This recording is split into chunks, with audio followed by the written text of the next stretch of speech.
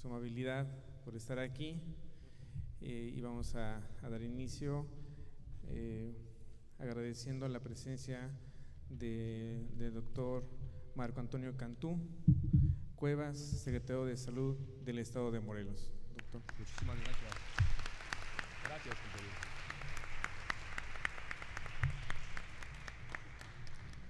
También agradecemos la presencia del licenciado Jorge Chafino Pérez, delegado estatal del ISSSTE en Morelos.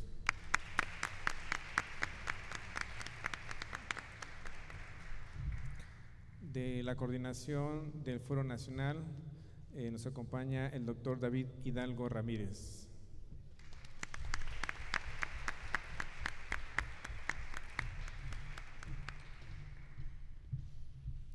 También nos acompaña el doctor Napoleón Cortés Ramos, presidente del Colegio de Médicos del Estado de Morelos.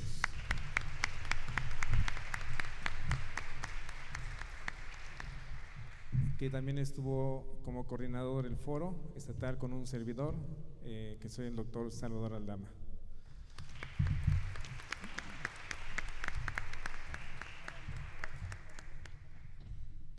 También agradecemos la presencia del doctor Héctor Barón Olivares, director general de Servicios de Salud del Estado de Morelos.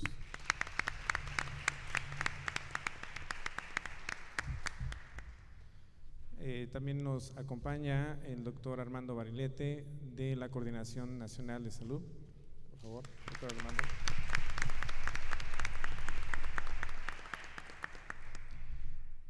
También tenemos muchas personalidades hoy.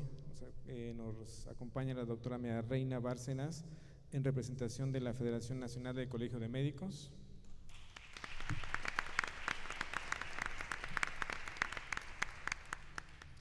El doctor Arturo Cruz Mendoza, presidente de la Asociación de Hospitales Privados y Profesionales de la Salud del Oriente de Morelos.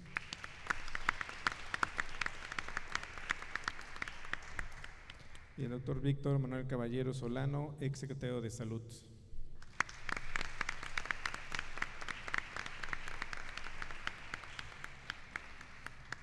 Muy bien, vamos a iniciar con unas sencillas palabras que nos den una semblanza de este foro a cargo del doctor Napoleón.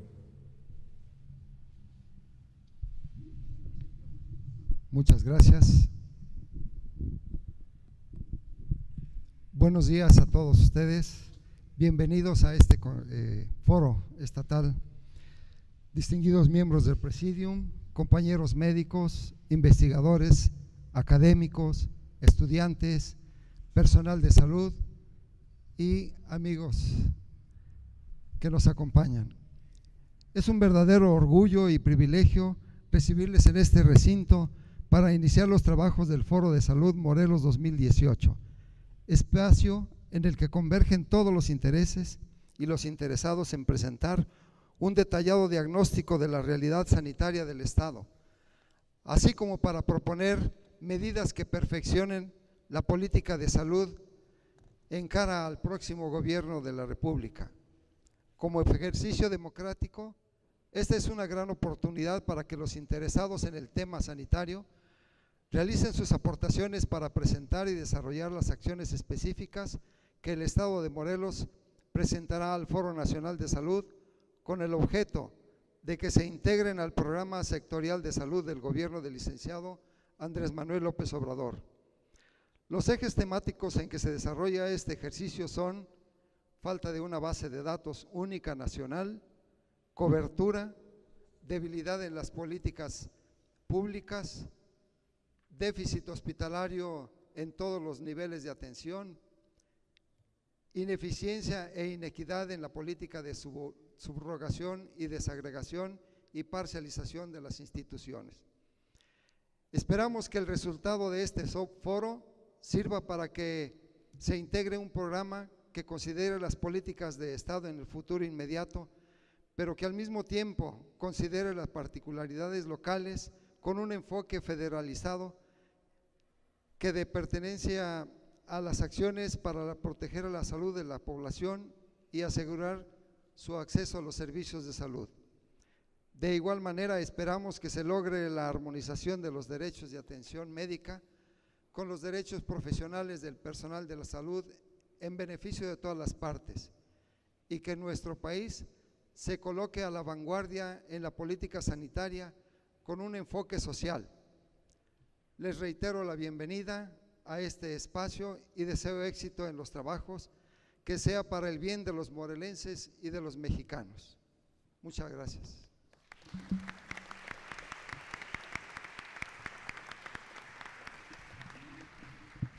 Muchas gracias, doctor Napoleón.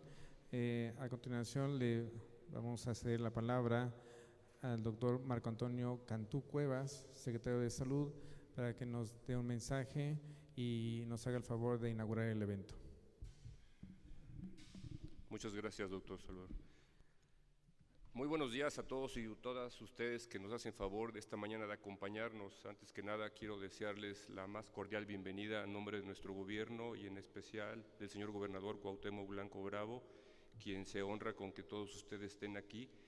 Mentes brillantes que hacen que el día de hoy este foro se enriquezca, y me voy a permitir darles el siguiente mensaje. Es muy grato estar presente en este foro de salud.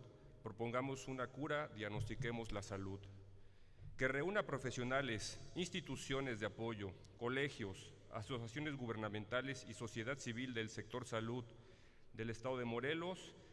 Agradezco la presencia de nuestras autoridades aquí presentes y de los ponentes. Quiero agradecer por parte del Congreso del Estado, que está por arribar y nos mandó que los disculpáramos con ustedes, al diputado José Galindo, quien es presidente de la Comisión de Salud del Congreso, al delegado federal, licenciado Jorge Chafino Pérez, delegado estatal del ISSSTE en nuestro estado, al doctor David Hidalgo Ramírez, coordinador del Foro Nacional de Salud, gracias doctor por estar aquí, al doctor Napoleón Cortés Ramos, presidente del Colegio de Médicos Cirujanos del Estado de Morelos y coordinador del Foro Estatal de Salud, que ha trabajado intensamente junto con su equipo para que esto se lleve a cabo, al doctor Héctor Barón Olivares, director general de los Servicios de Salud del Estado de Morelos, y quisiera hacer una mención especial para dos exsecretarios de Salud que nos honran con su presencia aquí, la doctora Carmen Galván Sánchez, bienvenida doctora,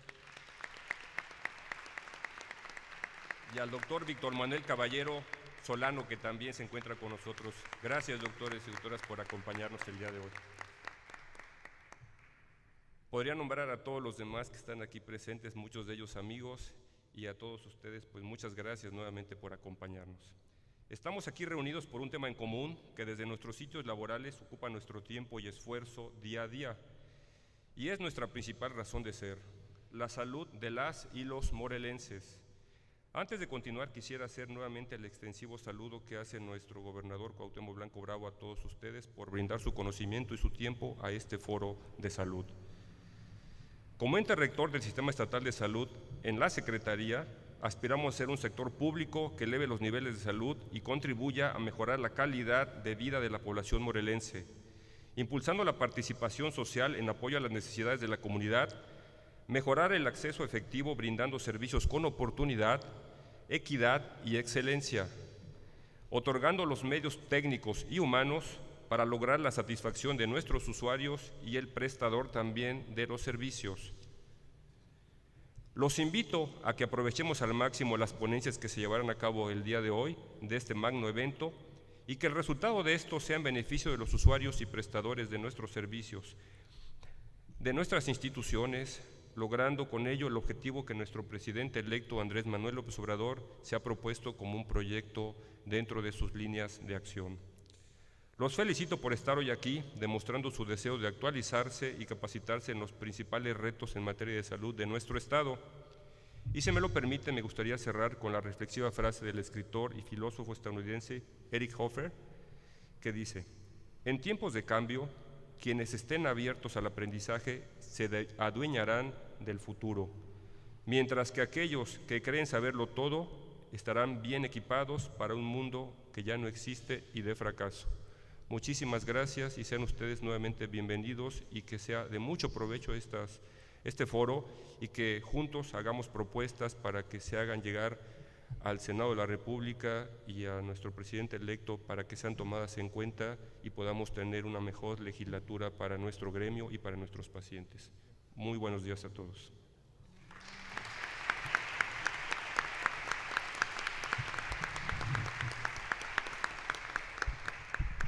Damos por inaugurado eso. Bueno, siendo las 9:27, les pediría que se pusieran de pie, por favor.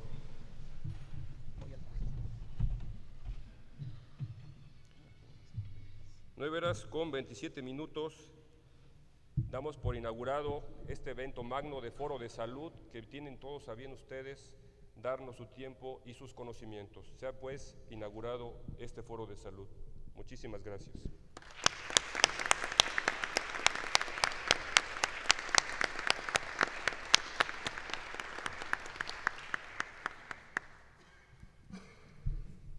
Muy bien, muchas gracias.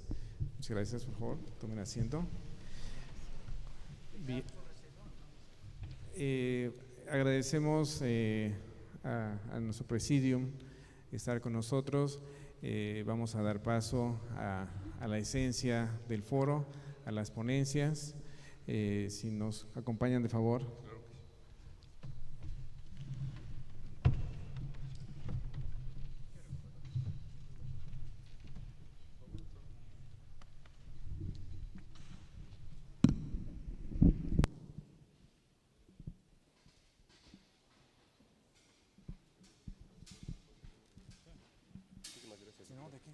Voy y regreso.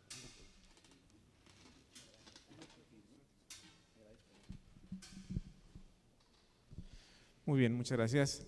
Pues vamos a comenzar con el foro, con los debates, con las presentaciones.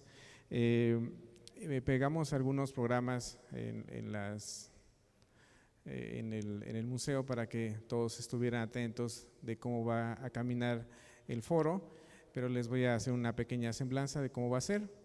Tenemos primero 7 ponencias, una magistral, luego 6 ponencias que van a tocar cada uno de los puntos que el documento base de los foros de salud tiene, que ya comentó el doctor Napoleón, y esto nos va a durar más o menos unos 45 minutos. Después de eso abriremos un espacio de preguntas y respuestas, haremos un receso y después escucharemos las propuestas que han llegado a nuestra página de internet de la población del sector salud para ponerlas también a consideración de todos y platicar sobre ellas. Entonces, dicho lo anterior, me es grato presentar primero a la conferencia magistral, la doctora Luz Arenas Monreal, que está por aquí, yo la veía. Acá está la doctora. La doctora Luz Arenas Monreal es médica egresada de la UNAM, tiene una especialidad en medicina familiar, tiene una maestría. Abajo, sí, ¿qué abajo? Tiene una maestría en salud pública y tiene un doctorado en antropología médica.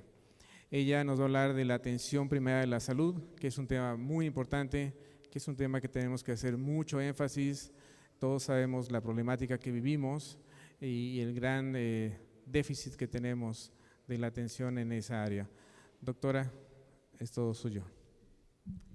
Muchas gracias, muy buenos días. Yo me voy a bajar porque no voy a tener otra forma de ver lo que voy a presentar. Muy buenos días y gracias por la invitación, y para mí es un honor participar en este foro estatal que es con miras a llevarlo al Senado de la República. Y para muchos que estamos aquí ahora, seguramente que el tema de atención primaria de la salud no es nada nuevo, ha cumplido ya 40 años, pero consideramos que ahora la atención primaria de la salud es una urgencia, porque en nuestro país no se ha implantado como tal la atención primaria, ¿no?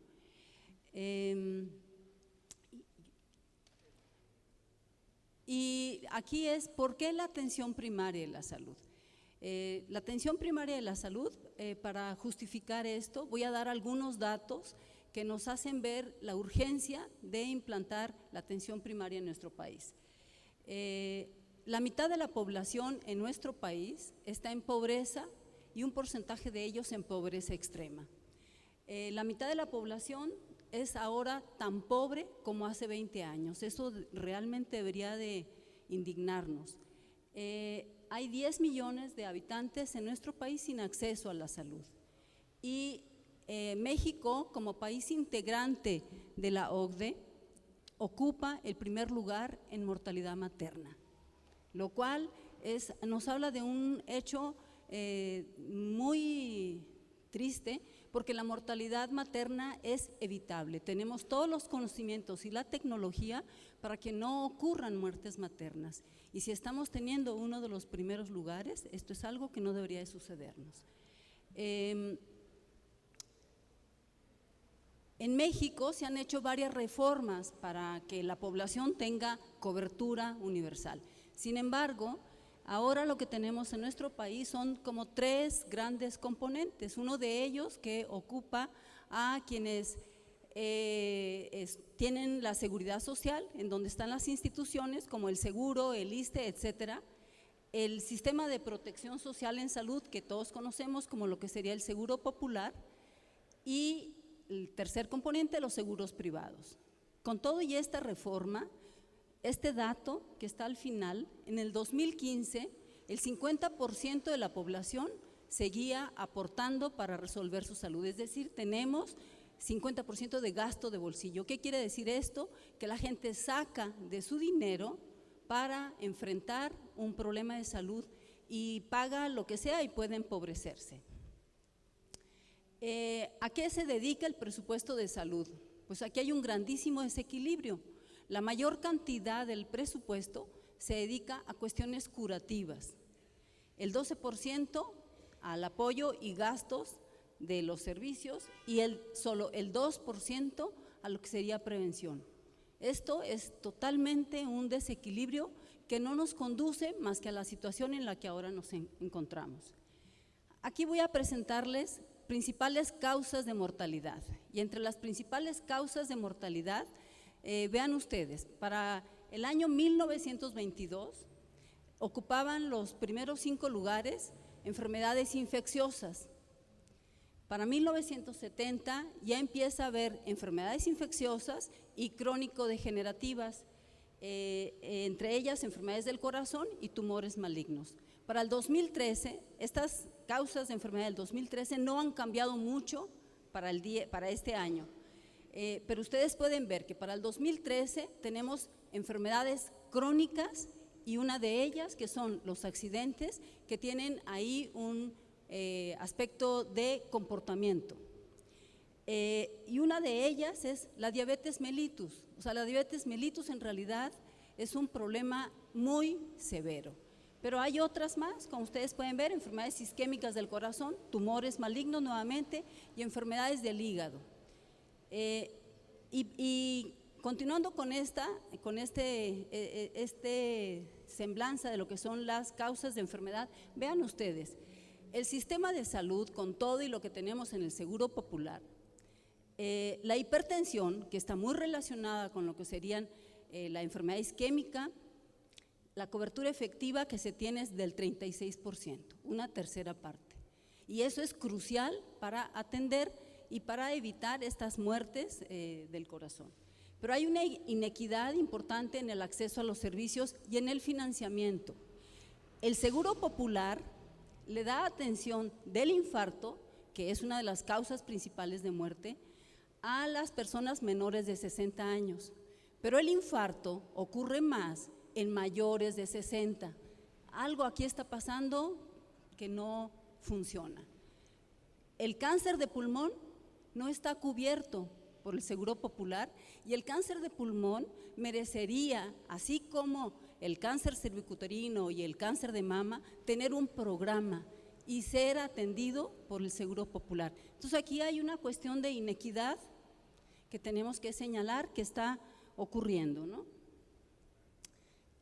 La Organización Mundial de la Salud señala que hay deficiencias en la atención y estas deficiencias en la atención ocurren en nuestro país y una de esas deficiencias es que es inversa. ¿Qué significa esto de que es inversa? Significa que al final quien más se beneficia de los adelantos que hay en salud es la población que tiene ingresos altos o ingresos medios, pero la población empobrecida, que es más de la mitad de nuestro país, no se está beneficiando. Eso quiere decir que es inversa. Es empobrecedora justamente por el gasto de bolsillo, porque la población cuando se enferma vende todo, se deshace de todo y al final termina empobrecida. Es fragmentada porque se atiende todavía con una gran sobreespecialización y se fragmenta la atención. Ustedes consideren, ¿qué ocurre cuando hay un enfermo con diabetes? Al enfermo con diabetes no lo atiende un solo médico, eso sería en el mejor de los casos. Él tiene que ir con múltiples especialistas y al final nadie está enterado de cuál es el problema de ese enfermo. Es peligrosa porque hay múltiples enfermedades que se adquieren en los hospitales, o sea, los hospitales hay muchas infecciones nosocomiales y hay muchos medicamentos que son mucho más peligrosos si se administran o se automedica la población porque tiene acceso a ellos. Y la orientación inadecuada de la atención, que tiene que ver con este desequilibrio del presupuesto que se dedica a la curación y prácticamente nada a la prevención. Entonces, estos componentes de lo que sería la atención, que la Organización Mundial de la Salud lo señala, esto ocurre para nuestro país. Y entonces, con este panorama que les acabo de presentar, quisiera presentarles justamente por qué pensamos que la atención primaria de la salud es una propuesta y que además está dentro de lo que señala el próximo presidente de la República, Andrés Manuel López Obrador, y el próximo secretario de Salud, el doctor Alcocer. Dentro de las características de la atención primaria de la salud, a veces pensamos que atención primaria de la salud eso es para los pobres, eso es para quienes no tienen otra forma de atenderse, pero no, o sea, las características de la atención primaria de la salud que están marcadas en azul es que la atención primaria de la salud no solo va a atender enfermedades, va a atender una serie de problemas relacionados con la salud. El personal de salud, los equipos de salud van a guiar al enfermo por todo el sistema, es decir, la entrada es la parte ambulatoria, el primer nivel, pero si es necesario ir al segundo o al tercer nivel, es el equipo de salud quien lo va a guiar. Se deben de establecer vínculos entre la atención de la persona, pero también de la familia y de la comunidad. Y aunque se pueda dedicar tiempo para la curación, no se deben de desaprovechar las oportunidades para la promoción y para la prevención. Y se requiere equipos profesionales sanitarios, o sea, no se requiere solo un trabajador básico de la salud, sino equipos profesionales con amplia calidad técnica y humana, por supuesto. Del lado contrario, lo que está marcado en negro serían como lo que se considera a veces que es atención primaria, pero que no es, eso no es. O sea, la atención primaria no es solo para atender enfermedades prioritarias, tampoco que deba ser atendido en un puesto sanitario aislado por un trabajador básico de salud, ni tampoco que solo se den intervenciones prioritarias o se trate enfermedades comunes, y por supuesto que no es para que no sea atendido por profesionales, por no profesionales. Y para lograr servicios de salud orientados en atención primaria hay que hacer reformas, y hay que hacer reformas que vayan a la raíz. Y estas reformas tienen el objetivo de que se incremente la equidad, que no la tenemos, y haya justicia social. Y hay 4 ejes para hacer estas reformas. Uno de ellos que tiene que ver con una cobertura universal, que toda la población esté cubierta. La otra, la reorganización de los servicios de salud enfocado en las necesidades de la población y en pertinencia social. El tercero es una integración que vaya desde la parte curativa, pero que también incorpore intervenciones en salud pública y políticas públicas dirigidas a mejorar las condiciones de vida de la población. Y por último, un liderazgo integrador. ¿Qué significa esto? Que el sector salud tiene que establecer un diálogo participativo con la población y con los otros sectores presentes en la sociedad. Otra de las características importantes de la atención primaria de la salud es que está centrada en las personas, pero en las personas en toda su dimensión, en su dimensión física, biológica y social. Y tiene 4 componentes: integralidad, integración, continuidad y participación. A estas 4 características me voy a definir, detallarlas con más precisión enseguida. Estas características necesitan servicios de salud organizados. ¿De qué manera? Estos servicios de salud tienen que estar con equipos multidisciplinarios, y cuando hablamos de equipos multidisciplinarios nos referimos que estén integrados por lo menos por médicos, enfermeras, trabajadoras sociales, pero hay muchos otros integrantes de los equipos de salud que tienen que estar formando parte de estos: odontólogos, psicólogos, licenciados en nutrición, etcétera. Estos equipos de salud tienen que estar, esto no es ninguna cuestión novedosa, o sea, yo trabajé en los años 80 en un centro de medicina familiar en la Ciudad de México, y esto era parte de lo que se hacía, solo que la parte de atención primaria de la salud se ha ido perdiendo en el camino. Y la propuesta es que estos grupos multidisciplinarios de distintos profesionales de la salud atiendan a un grupo de población de una área determinada, que puede ser un área geográfica o por problemáticas, pero que además coordinen acciones del primer nivel, del segundo y del tercero, que colaboren con organizaciones comunitarias. O sea, no es estar solo dentro de los servicios, se tiene que salir y se tiene que coordinar con todas aquellas organizaciones comunitarias, pero también con los distintos sectores de la sociedad. Siguiendo con esta cuestión de la atención de la primaria de la salud centrada en las personas, voy a detallar qué quiere decir esto de la integralidad, la integración y la continuidad. Y la integralidad y la integración va por niveles. Un primer nivel es el de la persona. ¿Qué quiere decir? Que esta cuestión fragmentada de ver a las personas por aparatos y sistemas, si va enfermo por un problema respiratorio y le va a ver solo el aparato respiratorio, pero nos olvidamos de la integralidad de la persona, y nos olvidamos que esta persona forma parte además de una familia y de una comunidad. Entonces no, o sea, la idea aquí de la integralidad y la integración es ver a la persona en su conjunto, y además ver a la familia y a la comunidad en su contexto amplio, y en esta familia y comunidad realizar intervenciones que vayan enfocados a los determinantes sociales. ¿Qué quiere decir determinantes sociales? Condiciones de vida. No podemos pensar que solo vamos a estar realizando acciones a nivel curativo. No, tenemos que trabajar. Si en una comunidad no existen condiciones de saneamiento adecuada, tenemos que trabajar en esto. Si hay problema de alimentación, tendríamos que estar trabajando en esto, y justamente hacia ahí tendríamos que dirigirnos con las intervenciones en determinantes de la salud, hacer acciones de promoción de la salud. Cuando hablamos de promoción de la salud y prevención, hay una diferencia fundamental. Promoción de la salud es cuando la gente no está enferma y estamos potenciando la salud, y cuando hablamos de prevención es porque la gente ya se enfermó. En este caso, voy a poner un ejemplo con la diabetes, ya está enfermo de diabetes, y lo que no queremos es que tenga un problema renal, que tenga un problema de pérdida de una extremidad. Esa es una cuestión preventiva y que puede ir desde el primer nivel, segundo y tercer nivel. Primer nivel, si pensamos que tenemos antecedentes genéticos de diabetes, pues no queremos que los demás integrantes de esa familia se conviertan en diabéticos, y tendríamos que hacer acciones de prevención.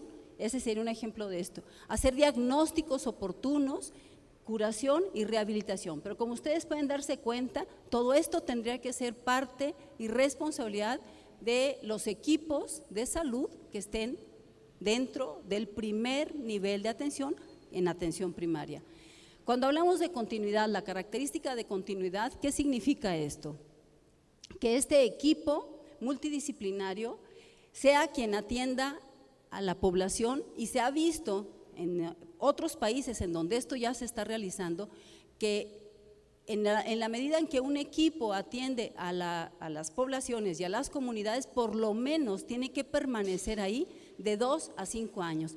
¿Qué quiere decir? Que no podemos estar con equipos que se cambian y que el enfermo va y a la siguiente cita le tocó otro médico que no conoce nada, que no sabe nada de su padecimiento, que no sabe nada de su comunidad, y ahora con otro, y ahora con otro. Esto a nadie favorece, y seguramente que ustedes aquí, que alguna vez han tenido que ir desafortunadamente por cuestiones de enfermedad al médico, no nos favorece ir con alguien que no sabe nada de nuestra historia. Entonces justamente la continuidad tiene que ver con que el proveedor o los equipos de salud por lo menos atiendan a una misma población de 2 a 5 años. Esto significa hacer cambios serios en los servicios de salud. La otra es que haya información y un expediente. ¿Qué quiere decir? Que uno puede ir al centro de salud y si luego necesita ir al hospital, nadie sabe de qué pasó con uno, no hay forma de que conozcan el expediente que en algún momento se le haya abierto, en el mejor de los casos, porque puede ser que a veces ni expediente se abrió y no hay nada que nos diga la historia, el padecimiento de esta persona. Entonces, que haya expediente clínico y un monitoreo permanente que tenga acciones preventivas, como cuáles, como control del niño sano, como control del embarazo, etcétera, etcétera, y curativas cuando ya hay enfermedad, ¿sí? Entonces, a esto se refiere la parte de la continuidad y a esto se refiere la integralidad e integración. En este esquema, que probablemente no es nada claro para ustedes y tal vez los que están hasta atrás no ven nada, pero se los voy a explicar. Este es un esquema que tomé del libro de la Organización Mundial de la Salud, en donde habla de atención primaria. Y lo que está en el centro es justamente la atención primaria de la salud como núcleo y que el equipo haga estas interrelaciones de las que ya he hablado, y que el equipo para resolver tanto la cuestión curativa de la población, pero para hacer todas las acciones de prevención y promoción, establezca relaciones con todas las organizaciones que estén en el ámbito comunitario, que pueden ser organizaciones sociales, que pueden ser distintos sectores, el sector educativo, el sector productivo, etcétera. Y derive, cuando se requiera, enfermos a los hospitales o hacerse estudios de laboratorio o de gabinete al primer, segundo o tercer nivel, y hacia afuera también seguramente que existen otras organizaciones que ya no solo están en el ámbito comunitario, sino que están afuera a nivel estatal y a nivel nacional. Es decir, que en el núcleo se encuentre el equipo de salud y que ese equipo de salud sea, que yo ya había señalado previamente, sea quien conduzca cuando se requiera al enfermo o a la familia a los distintos niveles, tanto a nivel comunitario como a nivel macro, ¿sí? Y bueno, con todo esto, ¿qué ganaríamos? ¿Qué se gana? En realidad, nosotros tenemos mucho que perder, estamos en una situación realmente muy crítica y podríamos decir, pues, con cualquier cosa que ganemos será suficiente, pero no, o sea, necesitamos pensar en que tenemos que hacer un cambio radical. ¿Y qué ganaríamos? ¿Qué ganaríamos aplicando estos principios de integralidad, integración y continuidad de la atención primaria de la salud? Y de las cosas que ganaríamos, ya está documentado por publicaciones, por referencias, de lo que se ha hecho en otros países y en países, en algunos de ellos que ustedes me pueden decir, bueno, pues seguramente que esto en Canadá se podrá hacer porque son países del primer mundo, en Francia, no. Estamos hablando de países de nuestra región como Chile, que tiene un programa de atención primaria de la salud envidiable, y estamos hablando de países como en África, que han estado en situaciones de guerra y que de todas maneras ellos han logrado tener avances muy importantes en atención primaria. ¿Y qué se gana? Se ganan mejores resultados sanitarios que los que actualmente tenemos, como el panorama que previamente les presenté. Hay un incremento en acciones preventivas porque no se dedica solo presupuesto a la cuestión curativa, sino también a la cuestión preventiva. Y hay una disminución de ingresos y complicaciones cuando aplicamos todos los principios de integralidad e integración. y con la continuidad, en la medida en que los enfermos y las comunidades tienen una continuidad con un equipo de salud que los ve permanentemente, cada vez que ellos necesitan, hay una adherencia al tratamiento.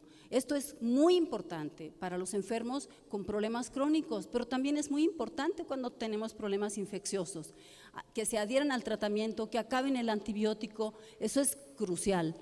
También se incrementan las acciones preventivas, hay una disminución en las hospitalizaciones y en las urgencias. Hay un aumento en la satisfacción porque en la medida en que yo vuelvo a acudir con este médico y este mismo médico ya me conoce, por supuesto que va a haber una mayor satisfacción, y si este equipo de salud conoce mi comunidad y los problemas que tengo, va a haber una gran satisfacción en esto y eficiencia en la utilización de los servicios. Entonces, con esto, claramente que cualquiera juiciosamente y sensato diría, sí, hagamos un cambio, cueste lo que cueste, hagamos ese cambio, ¿no?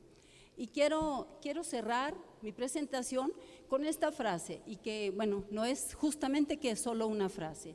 Matthew Anderson, médico canadiense, que esto ocurría en Canadá hace un siglo, lamentablemente esto sigue ocurriendo en nuestro país todavía.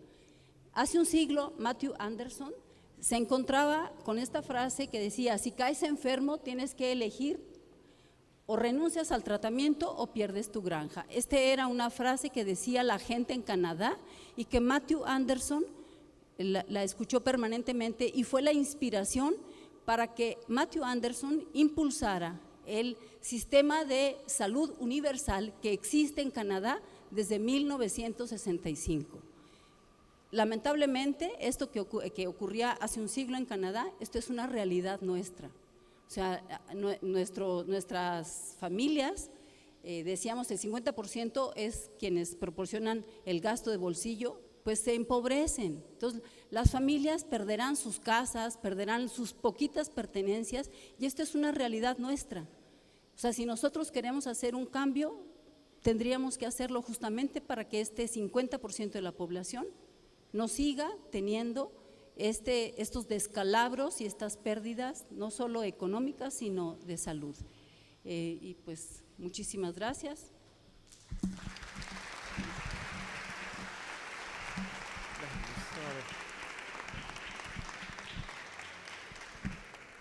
Muchas gracias a la doctora Luz Arenas. Les recuerdo otra vez la dinámica para los que van llegando.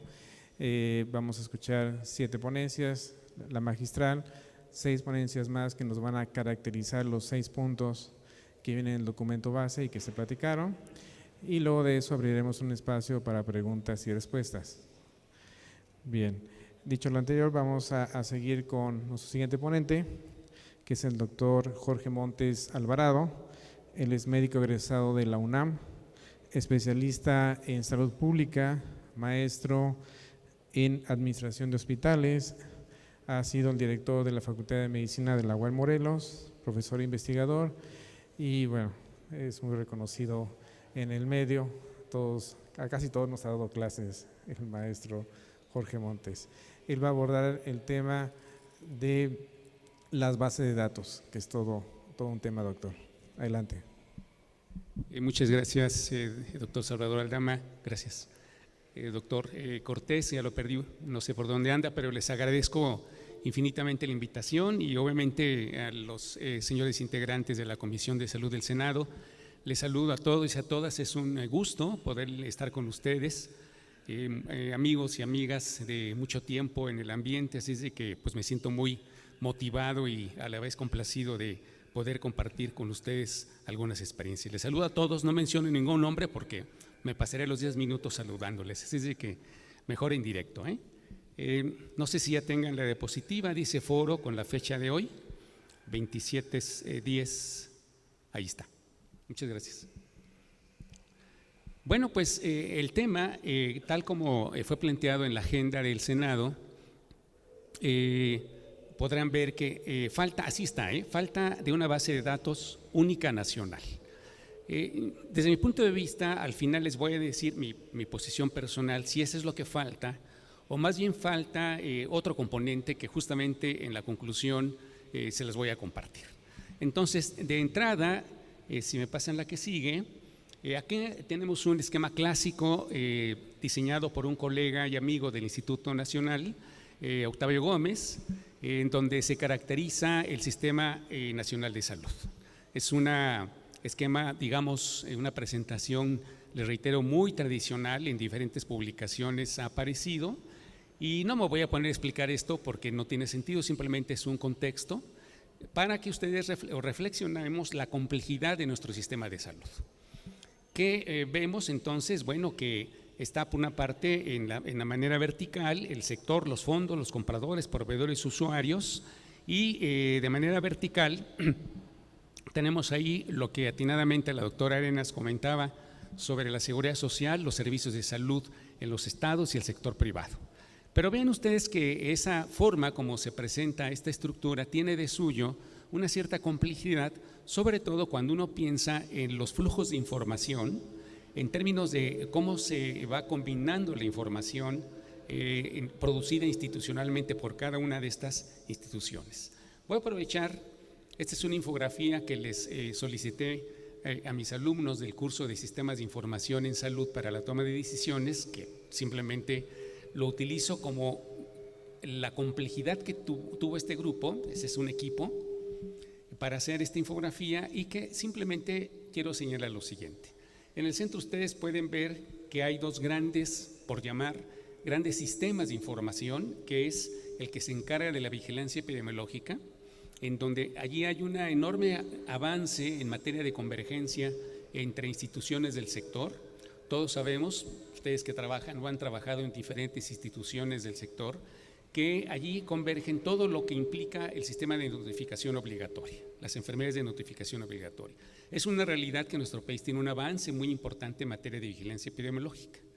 Sin embargo, no es igualmente, digamos, sobresaliente lo que tenemos en el registro de los sistemas de información nominal, es decir, en el sistema de información en salud, lo que ustedes ven en la parte, digamos, central, en la parte inferior.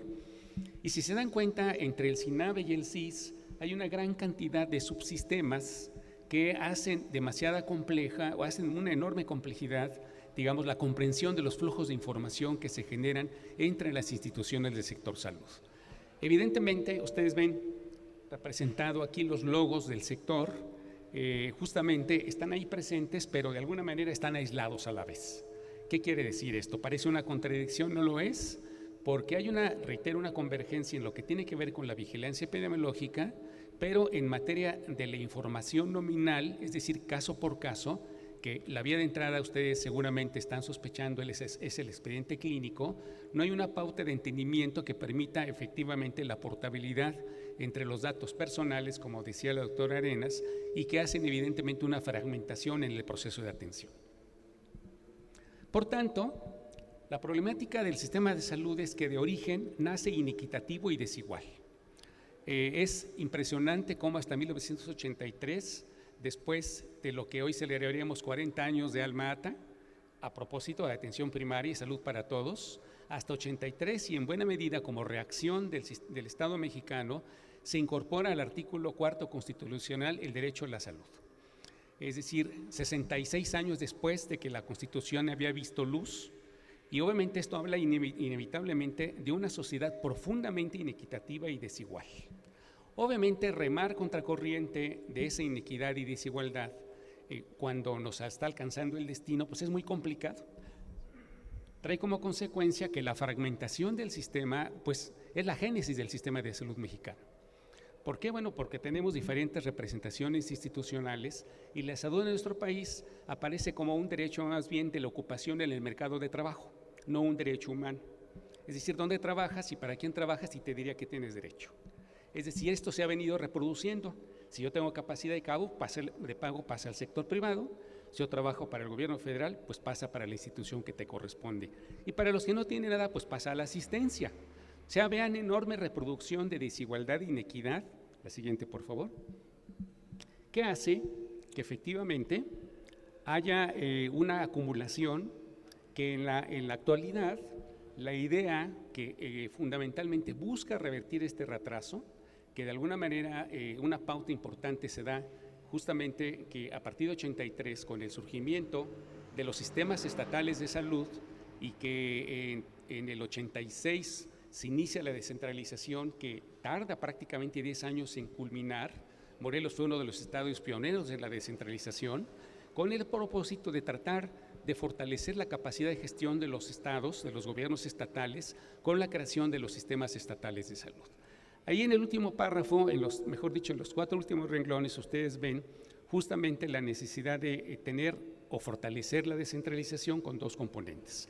El político, fortalecer el federalismo, reintegrar a la esfera local las facultades que eran propias al suscribir el Pacto Federal, y el social, que es el acercar a la población servicios fundamentales que, a ser prestados por los estados, aseguren lo que ha sido un clamor hasta la fecha, una mayor eficiencia y oportunidad. Por favor. Así, entrando, digamos, a la recta final, porque este ciclo de presentaciones son de 10 minutos para respetar el tiempo, el sistema de información en salud y el sistema único de vigilancia epidemiológica responden al registro en el contexto de las actividades de salubridad local.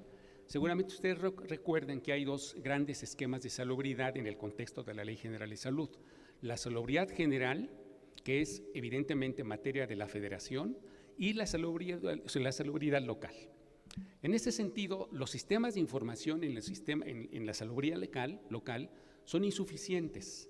Cuando uno busca, y esto lo vemos en los trabajos de tesis de nuestros alumnos de maestría y de otros programas, ¿dónde está la información sobre el control sanitario, por ejemplo, de mercados, de rastros, de cementerios? ¿Cómo se regula toda esta parte de saneamiento básico? Pues uno se queda con que hay que ir a estudiarlo al campo porque no hay un sistema de información. Hay un enorme vacío desde la descentralización que se ha acumulado entre los estados y los municipios, que es una verdadera área de oportunidad para saber qué está ocurriendo con ahora que lo que llamaríamos no solamente los factores de riesgo, sino los determinantes sociales de la perspectiva de la salubridad local. La Ley General de Salud reconoce que la salubridad local existe y las leyes estatales, después de la descentralización, la doctora Galván, que nos hace favor de acompañarnos, el doctor Caballero, conoce muy bien el tema por la experiencia que tienen, toda vez que Morelos tiene una ley estatal de salud que define los rubros de salubridad local, pero hace falta generar condiciones de mayor normatividad para un mejor entendimiento entre estos 2 niveles de gobierno, porque la Federación efectivamente dice, yo ya cumplí, tengo la salubridad general y tengo sistemas de información que evidentemente corren desde plataformas perfectamente, digamos, estandarizadas, pero te falta hacer la tarea de estados y municipios para que esta sea una oportunidad de mejora, o la veamos como una oportunidad de mejora. Ahora bien, la pregunta, ¿realmente se carece de una base de datos nacional única? Los censos de población y vivienda, me parece, aportan una riqueza extraordinaria en cuanto al perfil, en cuanto a las coberturas de servicios de salud de toda la población. Es decir, en este momento no podríamos decir que no sabemos quién tiene acceso a qué institución. ¿Es correcto? Todos sabemos a qué esquema tenemos derecho. En el 2015 se inició la depuración de afiliados al Seguro Popular.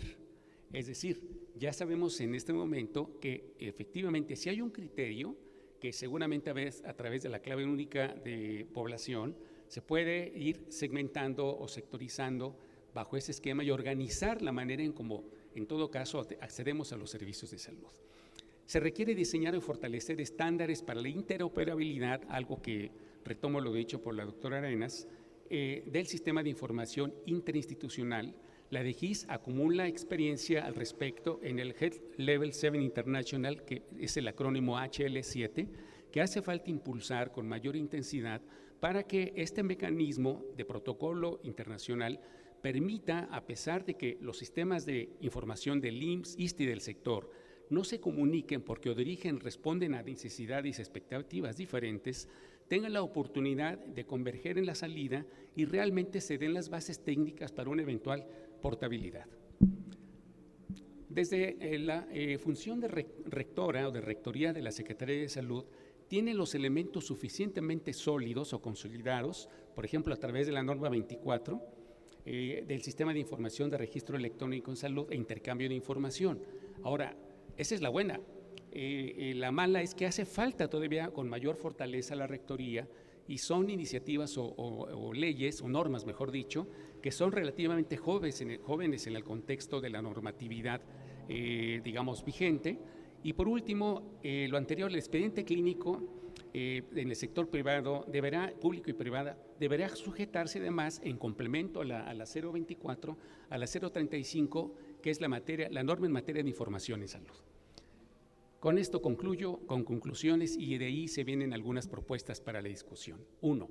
Se cuenta con información confiable sobre la afiliación a instituciones por parte de la población mexicana. De eso no hay ninguna duda. 2. Con base a la función rectora, deberá fortalecer las estrategias que permitan el intercambio de información y portabilidad, estableciendo un cronograma que permita evaluar su avance. 3. Es conveniente fortalecer la función rectora de los sistemas estatales de salud en materia de salud local, diseñando normatividad en la materia en concurrencia con las autoridades municipales que permita conocer la situación de riesgos sanitarios para su prevención.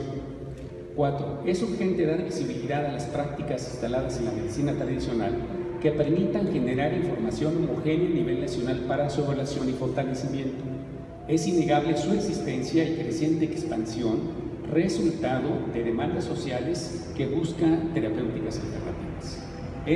Hay que darle visibilidad a esta práctica que está instalada ni más ni menos en el origen histórico de nuestros países, y que es necesario darle nombre y apellido, que de alguna manera permitamos también identificar que es otra respuesta que la misma sociedad recurre y demanda para que le demos el lugar que merece en el contexto del sistema de salud. La regulación de las prácticas terapéuticas en consultorios anexos a farmacias debe incluir el necesario reporte de los servicios prestados, siguiendo el modelo del SIS y del SUIBE en materia de salubridad general, y obviamente lo que resulte en salubridad local. Hoy por hoy, las farmacias adjuntas a los consultorios son la competencia número 1, y tal vez ya están rebasando en algunos estados a los servicios estatales. Es increíble, pero la población busca la solución de sus problemas, aunque le cueste, pero busca cómo resolverlas, lo cual es una verdadera contradicción y una afrenta para el sistema de salud en pleno siglo XXI. Por último, los sistemas estatales, empleando los sistemas de información, deberán hacer público el diagnóstico de la salud de su población. Es increíble también que se hace un diagnóstico y resulta que no se publica. Es decir, es contraproducente en la época de la informática o de la información, y que haya que pedir información como un favor, lo cual es una verdadera contradicción. Deben estar publicados, igual que el programa sectorial de salud. Ahora que estamos en un proceso de renovación de autoridades en el Estado, es urgente que estos documentos se publiquen, pues realmente para entrar en un formato de transparencia y rendición de cuentas, y que caminemos un camino gradual hacia la gobernanza. Esta es la base del programa sectorial, que deberá incluir indicadores de desempeño aplicables al término de cada año fiscal. Es decir, generar a través de los sistemas de información criterios de toma de decisiones para la transparencia y rendición de cuentas. Concluyo. Muchas gracias. La conclusión general. ¿Se acuerdan del título? Me parece que sí hay información, que sabemos qué ocurre, dónde estamos y qué servicios tenemos. Hace falta construir criterios o estrategias de portabilidad, de intercambio de información, que todo lo que ya se permita haya un andamiaje. Concluyo con algo que comentó la doctora Arenas al final: la inequidad y la desigualdad, mientras no haya realmente un catálogo universal de servicios, pues es una contradicción que sea un catálogo universal, porque no es universal. En consecuencia, además de que los costos diferenciados en el proceso de atención entre las instituciones hacen un doble reto para que realmente se pueda dar un sentido de portabilidad e intercambio de información en salud. Quedo a sus órdenes. Muchas gracias por la invitación.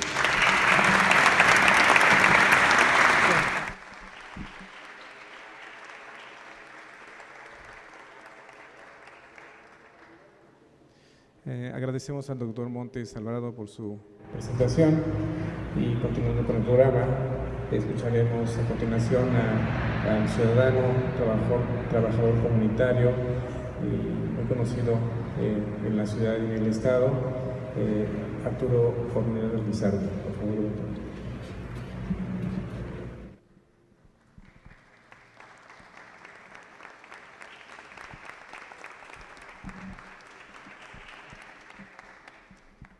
Muy buenos días, Me da muchísimo gusto ver tantos rostros conocidos, compañeros y compañeras de lucha y de presencia comunitaria.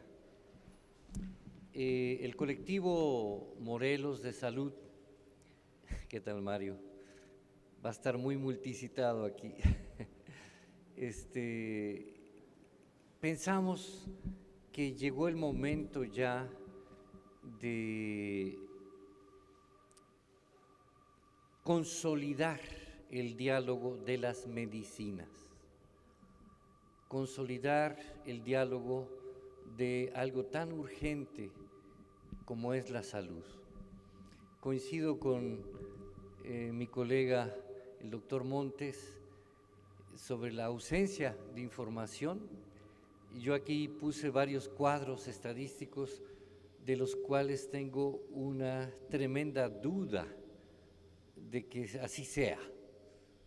Pero bueno, siempre las políticas estatales, nacionales y hasta municipales ponen los números que se les antoja para hacer lo que se les antoja y justificar la corrupción y el robo descarado de los recursos. Dice el informe del sector salud del 2076, o sea, de hace un año, que 33 municipios, de los 33 municipios de Morelos, 27 municipios solamente tienen una derechohabiencia del 26%. Es decir, que estos 27 municipios están totalmente desvalidos de que la gente pueda ir a los servicios médicos y oficialmente aceptados.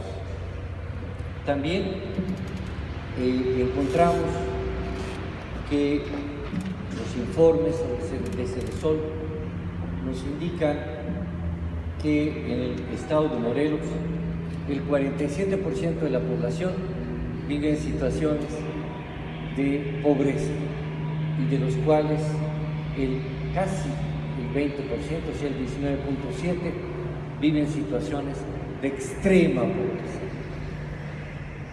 Que por lo tanto el acceso a la salud ocupa el lugar sexto en las prioridades de las familias de pobreza y de extrema pobreza. Ante esta situación, veíamos, bueno, cómo lograr una cobertura universal, como ha sido propuesta por las Naciones Unidas y por el propio Estado mexicano. Obviamente, con la precariedad de los recursos, que obviamente, digo, no somos tontos, lo entendemos muy bien. ¿Por qué se desvalijó salud y por qué se desvalijó educación? Porque teniendo pueblos ignorantes y enfermos, son más controlables. Esto es lo que nos dice los axiomas políticos a nivel planetario.